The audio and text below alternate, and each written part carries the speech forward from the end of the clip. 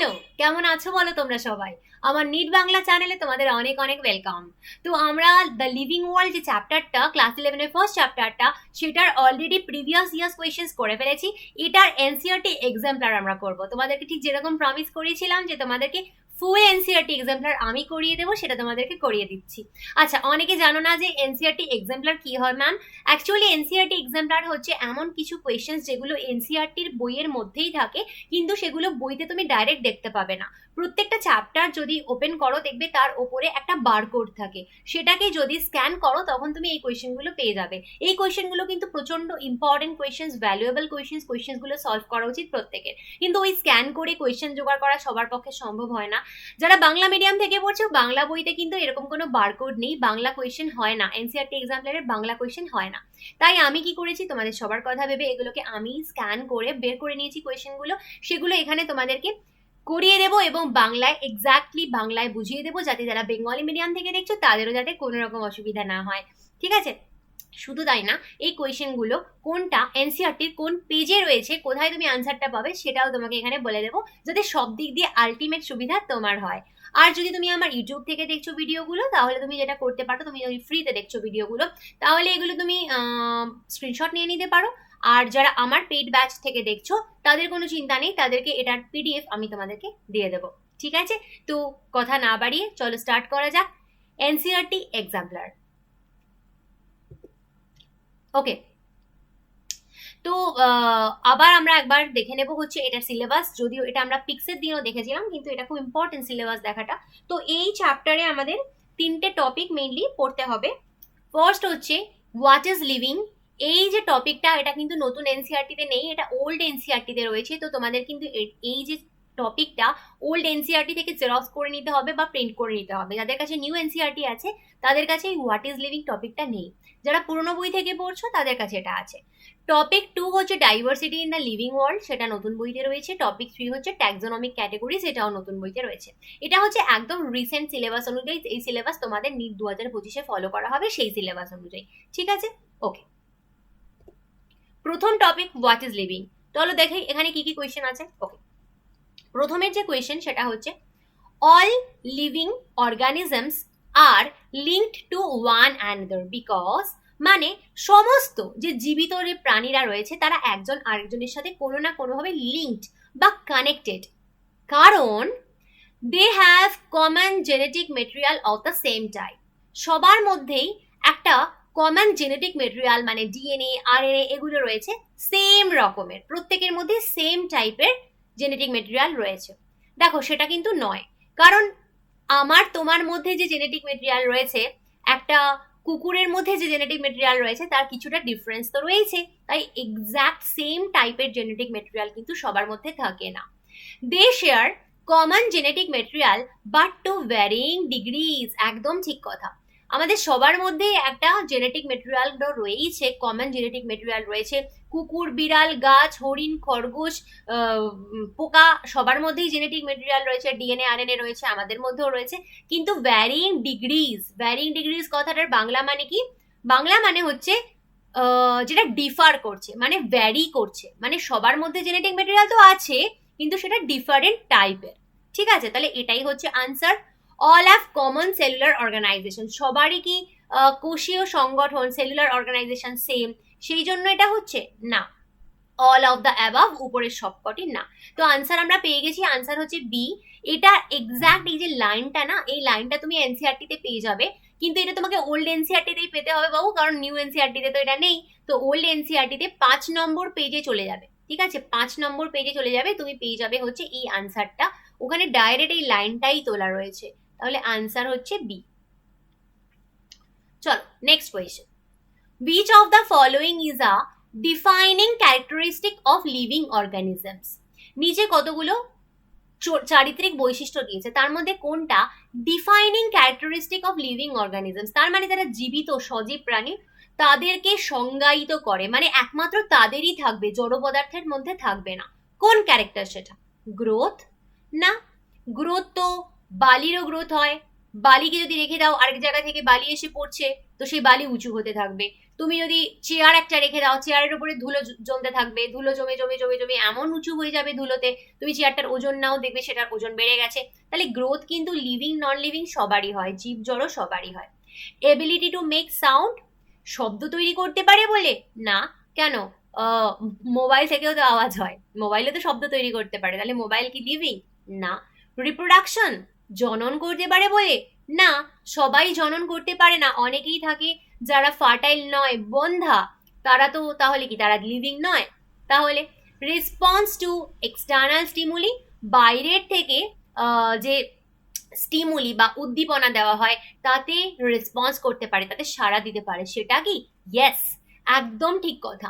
যারা living organisms, যারা জড়বস্তু নয়, যারা জীবিত, যারা সজীব বস্তু, একমাত্র কিন্তু তারাই বাইরে থেকে যে কোনো উদ্দীপনায় সাড়া দেয়।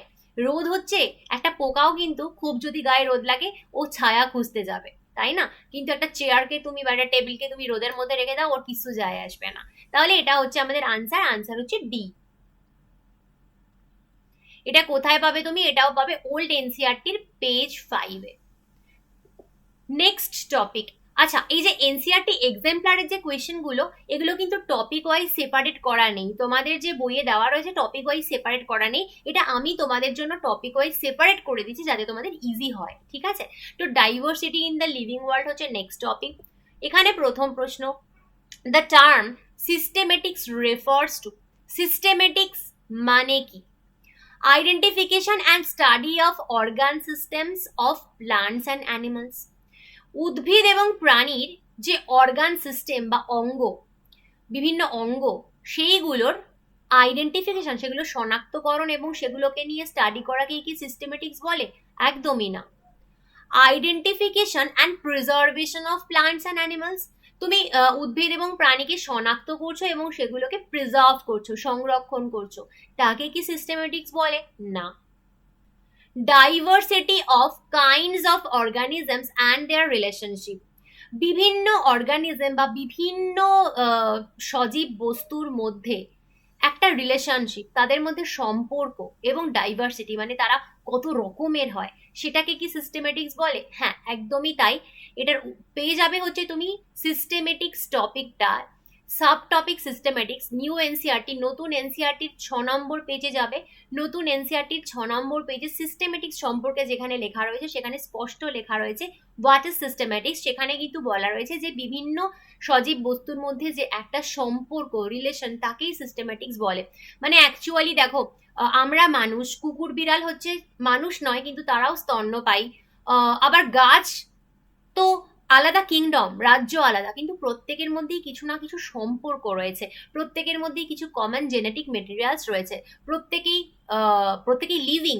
তো এই নানা রকমের সম্পর্ক যদি তুমি দেখতে যাও, কার সাথে কার সম্পর্ক, কে কার কতটা কাছে, কে কার থেকে কতটা দূরে, এই জিনিসটাকে বলে বায়োলজিতে সিস্টেমেটিক্স। তাহলে উত্তর আমরা তো পেয়ে গেছি, আনসার সি। তবুও একবার দেখে নাও যে ডি তে কি বলছে। Study of habitats of organisms and their classification, বিভিন্ন অর্গানিজমস বা বিভিন্ন প্রাণীর হ্যাবিটেট, হ্যাবিটেট মানে কি? হ্যাবিটেট মানে বাসস্থান। তাহলে বিভিন্ন যে অর্গানিজম, তাদের বাসস্থান আর তাদের শ্রেণীবিভাগ করা, তাদের ক্লাসিফিকেশন, সেটাকে কি সিস্টেমেটিক্স বলে? না। হয়ে গেল। Next question. আচ্ছা, এই টপিকের আর কোনো কোয়েশ্চেন দেয়নি এক্সাম্পলার, ঠিক আছে? ট্যাক্সোনমিক ক্যাটাগরিজে অনেকগুলো কোয়েশ্চেন রয়েছে। যেমন প্রথমেই বলছে হচ্ছে as we go from species to kingdom in a taxonomic hierarchy the number of common characteristics. কথাটার মানে কি? কথাটার মানে হচ্ছে যে যখন আমরা প্রজাতি থেকে কিংডম অব্দি যেতে থাকি, ঠিক আছে, মানে প্রথমে প্রজাতি, তারপরে গণ, এইভাবে স্পিসিস, তারপরে জিনাস, আলটিমেটলি যখন আমরা রাজ্য বা কিংডম অব্দি যেতে থাকি ট্যাক্সোনমিক হায়ারার্কির মধ্য দিয়ে, তখন কমন ক্যারেক্টারিস্টিক, সাধারণ যে বৈশিষ্ট্য, তার সংখ্যা বাড়ে না কমে? Will decrease. কেন বলো তো? একটা স্পিসিসের মধ্যে কিন্তু সব থেকে বেশি বৈশিষ্ট্য, ধরো আমি তোমায় বোঝাই, তুমিও মানুষ, আমিও মানুষ, আমার বাবা, তোমার বাবা, আমার ঠাকুরদাদা, তোমার ঠাকুরদাদা, সবাই মানুষ। এদের মধ্যে কিন্তু বৈশিষ্ট্য অনেক বেশি, মিল অনেক বেশি, এদের মধ্যে প্রচুর মিল থাকবে, তাই না? কিন্তু কুকুর, বিড়াল, খরগোশ এরাও কিন্তু আমাদের মতনই স্তন্যপায়ী বা ম্যামল, কিন্তু কুকুর, বিড়াল, খরগোশ আর আমাদের মধ্যে মিল আস্তে আস্তে কমছে না? একটা মানুষের সাথে আরেকটা মানুষের যা মিল, তার থেকে একটা মানুষের সাথে একটা কুকুরের মিল তো কম। আবার তুমি যদি কিংডমে চলে যাও, কিংডম দুই রকমের হয় না, 5 কিংডম হয়। যাই হোক, আমি তোমাকে এখানে মেইনলি প্লান্ট আর অ্যানিমেলের কথা বলছি।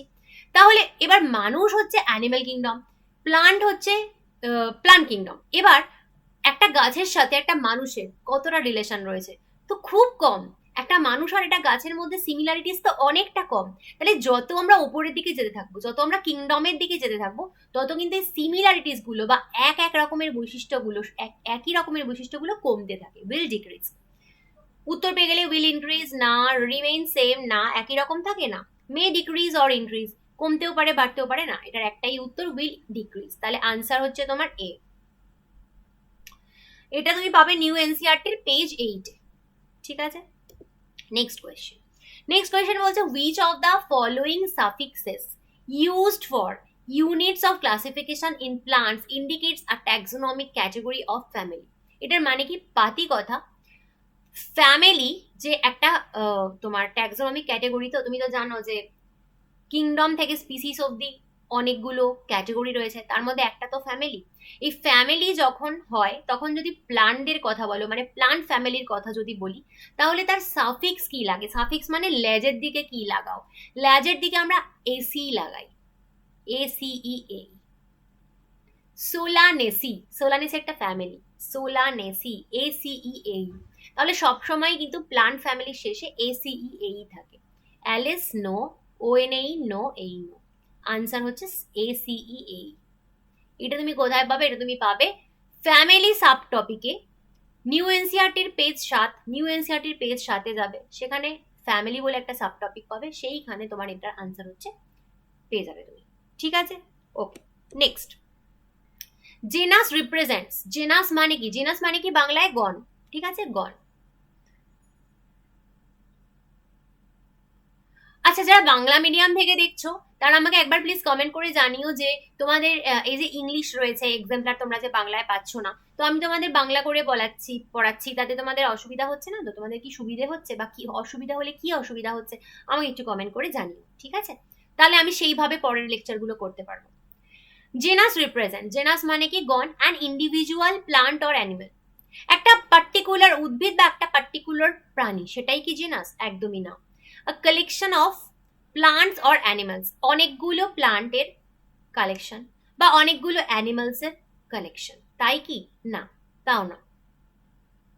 A group of closely related species of plants or animals, তাকেই বলে জেনাস। আমরা জানি বেশ কিছু কাছাকাছি বৈশিষ্ট্যওয়ালা স্পিসিসকে নিয়ে একটা জেনাস তৈরি হয়। আমি তোমার একটা এক্সাম্পল দিই, হোমো সেপিয়েন্স।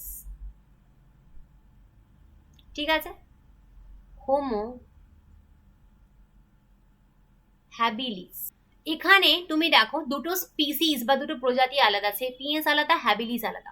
কিন্তু হোমো সেপিয়েন্স তো আমরা মানুষরা, আর হোমো হ্যাবিলিস কি মানুষের মতনই দেখতে আরেকটা প্রাণী ছিল, আগে ছিল। মানুষের বিবর্তনের সময় হোমো হ্যাবিলিস এসেছিল।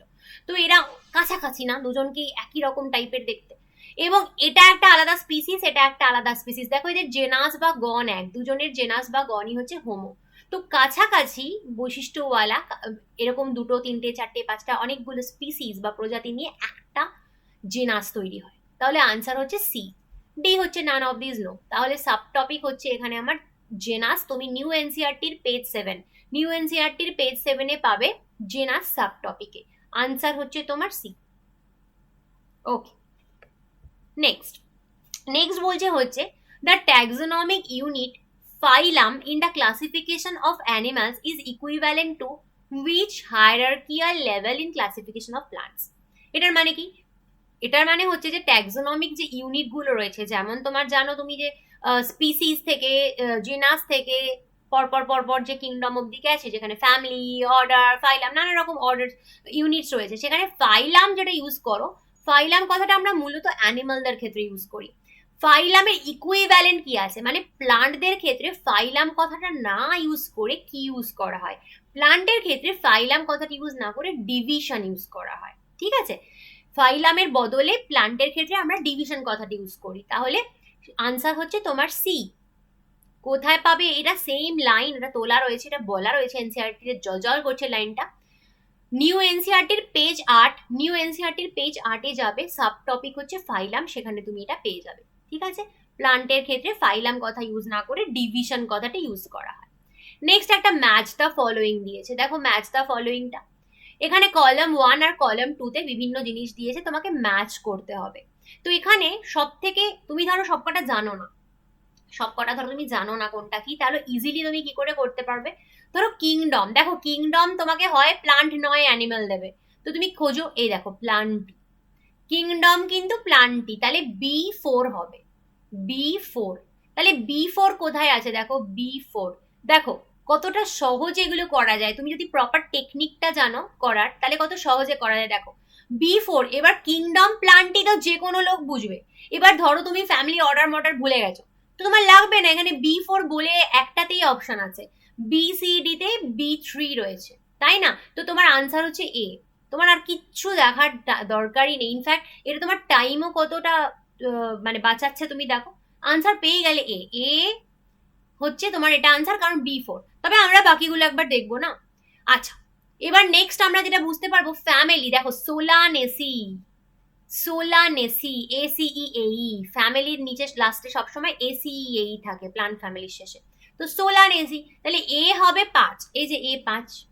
ঠিক আছে, তারপরে ধরো স্পিসিস আর জেনাসটা তুমি বুঝতে পারবে, জেনাস হচ্ছে, জেনাস কি বলে? সোলানাম, সোলানাম, তাহলে ই হচ্ছে 3, E3, স্পিসিস হচ্ছে টিউবারোসাম, তাহলে ডি হচ্ছে 1, D1, আর লাস্ট বাকি রইলো অর্ডার, অর্ডার হচ্ছে তোমার পলিমোনিয়ালস, সি হচ্ছে 2, একদম ইজি। সোলানাম টিউবারোসাম চিনতে পারছো? সোলানাম টিউবারোসাম কি হয়? আলু, আলু, আলু, আলু হচ্ছে সোলানাম টিউবারোসাম, তা প্রথমটা মানে সোলানাম হচ্ছে জেনাস, টিউবারোসাম হচ্ছে স্পিসিস।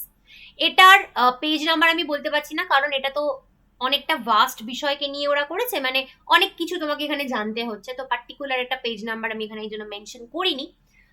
এই হচ্ছে ব্যাপার।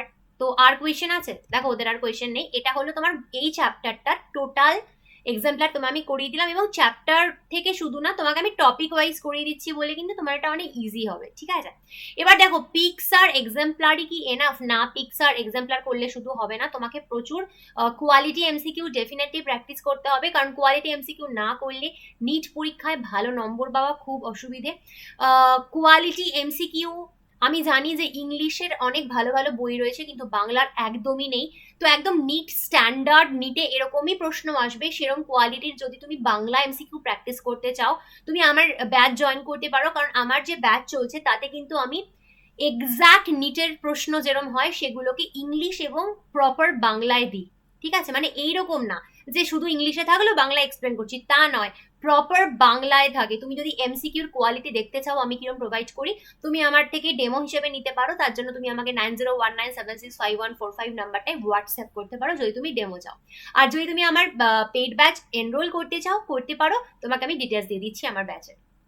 তো বেসিক্যালি আমার যে ব্যাচটা চলছে সেখানে খুব সহজ সিস্টেম রয়েছে। কীরকম সিস্টেম? ক্লাস 11-এর তোমরা জানো নিউ সিলেবাস অনুযায়ী ক্লাস 11-এর আমাদের 19টা চ্যাপ্টার রয়েছে, ক্লাস 12-এর আমাদের 13টা চ্যাপ্টার রয়েছে। এই 19টা চ্যাপ্টার আর 13টা চ্যাপ্টারের কমপ্লিট রেকর্ডেড লেকচার্স তুমি আমার কাছে পাবে, কমপ্লিট রেকর্ডেড লেকচার্স। এবং কবে পাবে? ম্যাম একটা একটা করে দেবেন না, ডে 1-এ পেয়ে যাবে। যেদিন তুমি আমার কাছে এনরোল করতে আসবে, আজ হোক কাল হোক পরশু হোক, যেদিন তুমি আমার কাছে এনরোল করতে আসবে সেই দিনই তোমাকে আমি নিটের ফুল সিলেবাস রেকর্ডেড লেকচার্স দিয়ে দেবো। এটাতে তোমার সুবিধে হবে, তুমি তোমার সময় মতন, সুযোগ মতন, টাইম মতন, ইচ্ছে মতন যে কোনো চ্যাপ্টার যে কোনো সময় পড়তে পারছো। তোমার কিন্তু আমার মুখাপেক্ষী হয়ে থাকতে হচ্ছে না যে ম্যাম কবে চ্যাপ্টার 8 পড়াবে, আমার তো সেলটা এখন দরকার, আমার স্কুলে পরীক্ষা রয়েছে, কিন্তু ম্যাম তো পড়ায়নি, ম্যাম কবে পড়াবে কে জানি, দরকার নেই, আমি তো তোমাকে সব দিয়ে দেবো। তোমার যখন ইচ্ছা যেভাবে ইচ্ছা তুমি লেকচার শোনো।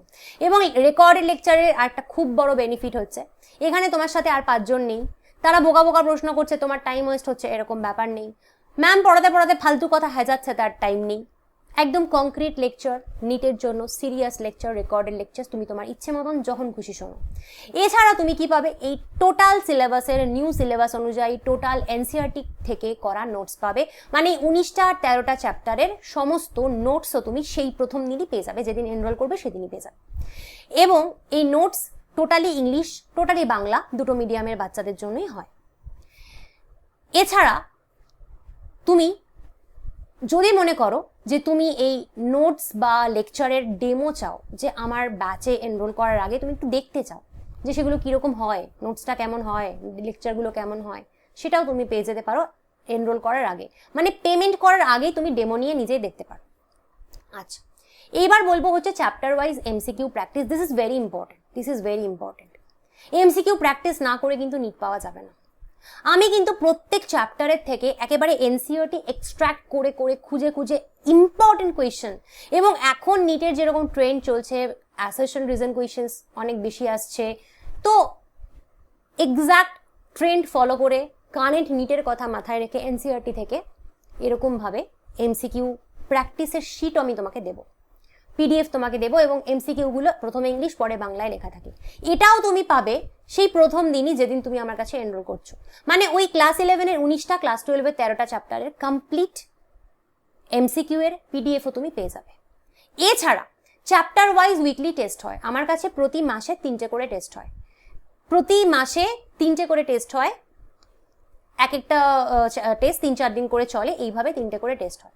এবং সেই টেস্ট কিন্তু আমি মাথায় রাখি যে কোয়ালিটি কোয়েশ্চেনের ওপর, এবং সেটাও কিন্তু কমপ্লিটলি এনসিইআরটি বেস করেই আমি কোয়েশ্চেন দিই, আমার একটা কোয়েশ্চেন এনসিইআরটির বাইরে থেকে আসে না।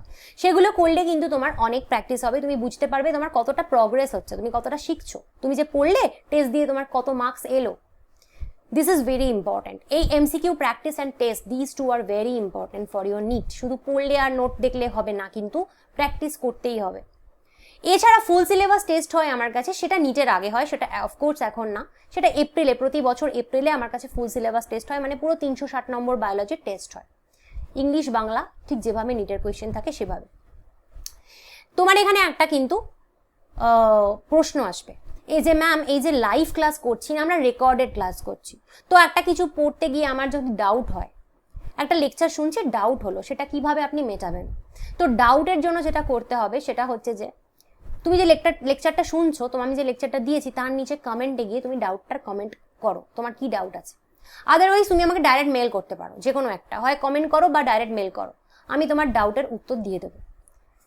সুতরাং ডাউট নিয়ে কোনো চিন্তা নেই, এটা বরং অনেক ইজি, কারণ তোমার যখন ডাউট হলো তুমি তখন উত্তরটা পেলে, তোমার ওয়েট করতে হবে না যে কবে ম্যাম সেল ডিভিশন পড়াবে, আমার তো সেল ডিভিশনে ডাউট আছে, কবে ম্যাম পড়াবে। না, তোমার আজকে সেল ডিভিশন তুমি আমার কাছ থেকে দেখতে গিয়ে তোমার কিছু প্রশ্ন হলো, তুমি আজকেই আমায় কমেন্ট করো, তোমার আমি উত্তর দিয়ে দেবো। তো ডাউট ক্লিয়ার তো আমার কাছে হবেই, যদি প্রপার ডাউট থাকে, পড়াশোনা সংক্রান্ত ভালো ইম্পর্টেন্ট ডাউট থাকে, এবং অ্যাকচুয়ালি তুমি কোথাও বুঝতে পারছো না, হতেই পারে সেটা, তো সেই ডাউট তোমার ক্লিয়ার হয়ে যাবে। এই কোর্সটা এর সুবিধা আরেকটা, এটা হচ্ছে বোর্ড ফ্রেন্ডলি, যারা বোর্ড দিচ্ছ তাদের আমার নোটস থেকে কিন্তু বোর্ডের জন্য অনেক উপকার হবে, কারণ বেসিক্যালি নিটের নোটস পড়লেই বোর্ডের 90% হয়ে যায়, তো কোনো তোমার চিন্তা নেই, তোমার আলাদা করে নোটস বানাতে হবে না, এটা বোর্ডের জন্য উপকার হবে। ডেফিনেটলি এর লাইফ টাইম ভ্যালিডিটি আমি রেখেছি। লাইফ টাইম ভ্যালিডিটি মানে কি জানো? লাইফ টাইম ভ্যালিডিটি মানে এমন নয় যে তুমি আজকে জয়েন করলে 2028-এ গিয়ে নিট পেলে, ততদিন অবধি তুমি সব কিছু পেলে, ততদিন অবধি তোমার কাছে সব কিছু থাকলো, শুধু তাই নয়। লাইফ টাইম ভ্যালিডিটি মানে এই, তুমি যদি 2028-এ গিয়ে নিটটা পাও, এতদিন তুমি চেষ্টা করে যাও, তুমি প্রত্যেক বছর আমার কাছে সমস্ত পরীক্ষা দিতে পারবে, সমস্ত এমসিকিউ ফ্রিতে পেতে পারবে। যতবার আমি পরীক্ষা নেব তুমি কিন্তু সব পরীক্ষা দিতে পারবে। এমন না যে আমি এখন ঢুকলাম মানে শুধু 2025-এর আগেই আমি পরীক্ষা দিতে পারবো, 26-এর পরীক্ষাগুলো আর দিতে পারবো না, তা নয়। তুমি 28-এ দাও না, তুমি 28-এ গিয়ে নিট দাও, ততদিন অবধিও সমস্ত পরীক্ষা তুমি আমার দিতে পারবে। হোয়াটসঅ্যাপ গ্রুপ রয়েছে আমার নিজস্ব পেইড ব্যাচের বাচ্চাদের জন্য, সেইখানে তুমি অ্যাডেড থাকবে, এবং যতদিন না তুমি হোয়াটসঅ্যাপ গ্রুপ ছাড়তে চাইছো আমি তোমাকে কোথাও যেতে দেবো না। তো হোয়াটসঅ্যাপ গ্রুপে তুমি থাকবে, এবং যতদিন না তুমি নিট পাচ্ছ, সেটা যেই সালেই হোক না কেন, ততদিন অবধি তুমি আমার হোয়াটসঅ্যাপ গ্রুপে থাকবে, এবং ততদিন অবধি সমস্ত রকমের টেস্ট এভরিথিং বেনিফিট তুমি পেতে পারবে। কোনোদিন কোনো আর এক্সট্রা কোনো পেমেন্ট তোমাকে করতে হবে না, শুধুমাত্র অ্যাডমিশনের সময় একবারই তোমাকে ₹1000 দিতে হবে, একবারই তোমাকে ₹1000 দিতে হবে অ্যাডমিশনের সময়, সেই যে দিলে আর জন্মের মতন তোমাকে আমাকে কোনো পেমেন্ট করতে হবে না, বায়োলজির জন্য তোমার এভরিথিং ডান। তুমি যদি মনে করো যে এই ব্যাচে তুমি এনরোল করতে চাও বা ডেমো পেতে চাও, তাহলে তুমি আমাকে এই যে 9019765145 নাম্বারটা দেখছো, এটাতে হোয়াটসঅ্যাপ করো, ফোন করো না। ফোন করলে আমার ফোন ওঠানো পসিবল হয় না, সারাদিন এত ফোন আসে। হোয়াটসঅ্যাপ করো, হোয়াটসঅ্যাপ করে তুমি ডেফিনেটলি এনরোল করতে পারো এই ব্যাচের জন্য। তো পরের দিন অন্য কোনো ভিডিও নিয়ে আসবো। আজকে যাচ্ছি,